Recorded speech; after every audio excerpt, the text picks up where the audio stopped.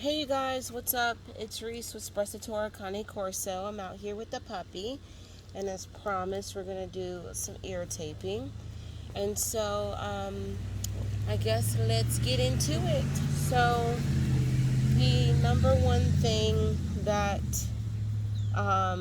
you should know when you're gonna tape an ear is that your ear should be healed. It shouldn't have any swelling. It shouldn't have any um, blisters or it should be a completely healed ear. That type of ear works better for taping. Taping the ear is just to support it in an upwards position so that the ear can harden. The cartilage will go through a process where it hardens, but instead of it hardening on top of the head or hardening this way, you want it to harden straight up. So this is like cruelty free. So you want to have your Elasticon. This is the type of tape I use. I use Elasticon. It's a tape made by Johnson & Johnson. It's extremely sticky, medical grade stuff. Veterinarians use it. I've only been able to order it. I've never been able to find this in stores. So once you've investigated and inspected the ears and they're fine, no blisters, no bleeding, no open scabs, wounds, I go in with the rag and I want to clean the earwax out. It's very important that you are taping to a clean ear. If there's wax, and see, I'm being very gentle. I'm just going into the crevices, and this is like a lukewarm rag. And it's damp. It's not very wet. It's just damp. And you just want to make sure that you clean the wax out. You have a clean ear. And you need some scissors. If you're going to use Elasticon, you need scissors. It doesn't tear away. It's very heavy duty, sticky adhesive tape. So with the Corso ear the Corso does not have a long crop. It's like long. When I say long, I mean we can have like a longer crop, but it's typically not as long as like a Boxer or a Doberman or a Great Dane. So we rarely use post in our ears.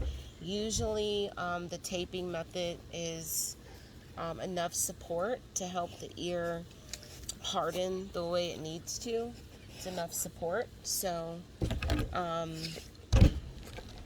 all right, let's get at it. So I'm gonna make sure my puppy doesn't leave. I'm gonna use about 4 inches of tape. About 4 to 5 inches of tape per ear, 2 pieces per ear of the same length.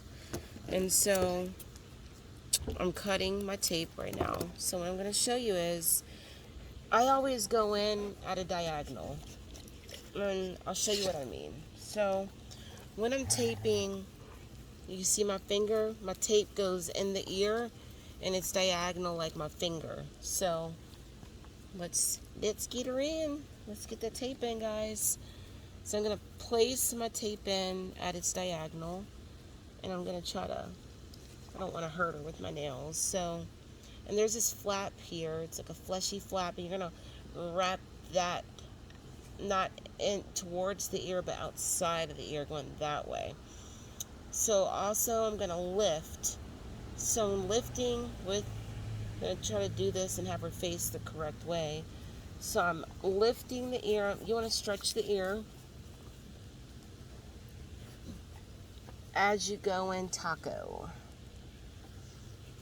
So the ear is lifted. I'm going to try the best I can to do this so you can see it.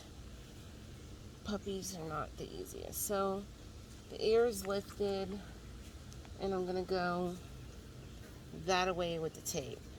And we don't want to do it, we want it enough to where it's stable, but it's not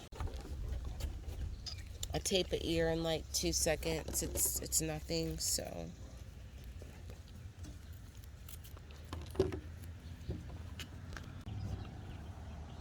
alright guys, so now I'm doing my second ear, and see how that's really standing up lovely. We're going to go in with the second, and